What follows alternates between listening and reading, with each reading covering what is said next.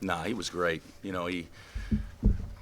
They did such a great job on him the first time because we had nothing from a scheme standpoint to help him. And today we were able to throw the ball over the top quite a bit. But he was great, and he controlled the paint and certainly rebounded the ball at a high level. So that's about as well as overall I've seen him play. He was terrific. How did you attack your defense differently to allow him to get better touches? Well, we set a lot of side ball screens last time, and side ball screens, they kept it on the side and didn't force help, didn't do much. So today we tried to change the angles a little bit, and he was able to get a run to start to the rim a few times. Bill, on the first game, they were always there on time on the help on the backside. They were kind of late. It seemed like they were late a lot today. Did you do anything to occupy that bottom guy? I don't know, but it's harder to front and back if the ball's in the middle of the floor.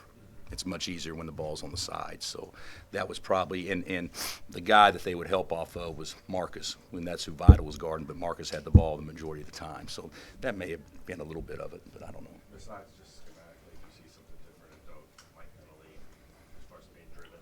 No, I don't. To me, he's had a great year, and he's played turned up just about all year. But in a day where David fouls out in 4 minutes and he's got to play 36, that's a lot for a guy that big, but I don't know that there was anything different. He's a better player than his numbers show, and because he's so good defensively. But tonight, he was equally good on offense. What do you think of execution on the very last play that Baylor had, that three for you guys, switching five? Yeah, we talked about it. You want to foul, you want to guard them, and we said let's guard them, and. It's not that we wouldn't have done that, but we're so small on a free throw play, and they're such a good offensive rebound on a free throw. Something bad could happen. Just like, how do we screw the game up when you're up 7 and you can't get the ball in bounds? That type of deal. So I didn't want to. We were in our switching 5 and make them back cut to score, and fortunately for us, he missed the shot, but it was guarded. Most of the best big men are not around when they're seniors in college anymore. What is it like, the luxury, I guess, to have somebody with his experience and talent? Well, it's obviously a luxury, but he wouldn't be here if he hadn't been hurt 2 years. He played 9 games 1 year and 10 games another year. That's so basically Doak is a sophomore and a half. From a playing experience standpoint. So we caught a break. Unfortunately, our team, we were ranked number 1 in the country last year when he gets hurt, and then we don't finish strong. But that was the only reason he came back, because he was hurt. Because if he'd have stayed on the same path, he would have gone last year. So we even though it's unfortunate, we caught a break with that. But yeah, I would. Gillespie's the same way. He's improved so much, and he's an older guy, 5th-year senior, if I'm not mistaken. It's good to have big guys that know how to play position and can rebound outside their area and certainly can kind of control a team defensively like those two can. Bill, having the time to prepare from Monday to Saturday, how much did that help you? And then how much did this just mean to you, this game? Well, I think it meant a lot to our guys, a lot more than the league race.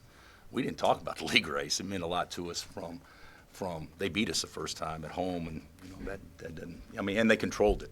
They controlled the game at home a lot more than we controlled the game here. But I think we were pretty motivated to play a highly competitive game in a great atmosphere, and with a lot of eyeballs watching it today. That meant a lot more to us than the actual league race. What did you think of Isaiah today? I thought he's good. Yeah, I thought he's good. He let T get off early, made the first shot of the game, when pressing up. And, obviously he's not 100%, but, you think if a guy's got a bad hand, you're not going to let him shoot an uncontested shot right off the bat. And we did that. But I thought Isaiah was solid. He was good. I thought Christian did some good things off the bench, made a huge shot. But playing out of foul trouble with Marcus, that we caught a break there that really we didn't take a step backwards when he was out of the game. Is that why you had Isaiah on Butler a lot? Yeah. If we could get to the last 6 or 7 minutes, great. But up until the under 8 timeout, we were going to try to keep Isaiah on Butler. How does coming into a tough road environment and surviving a little late game adversity help prepare your team moving forward in March?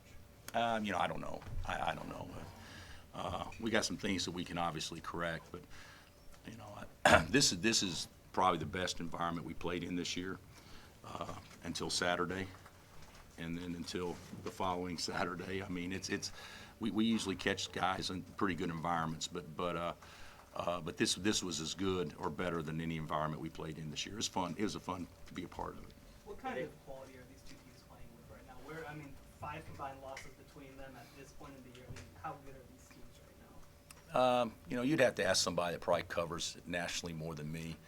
I'm biased because I think that I think Baylor is the best team that we have played against since I've been in the league the last 17 years. I think, you could look at Oklahoma State in 04, and you can look at Tech in 19.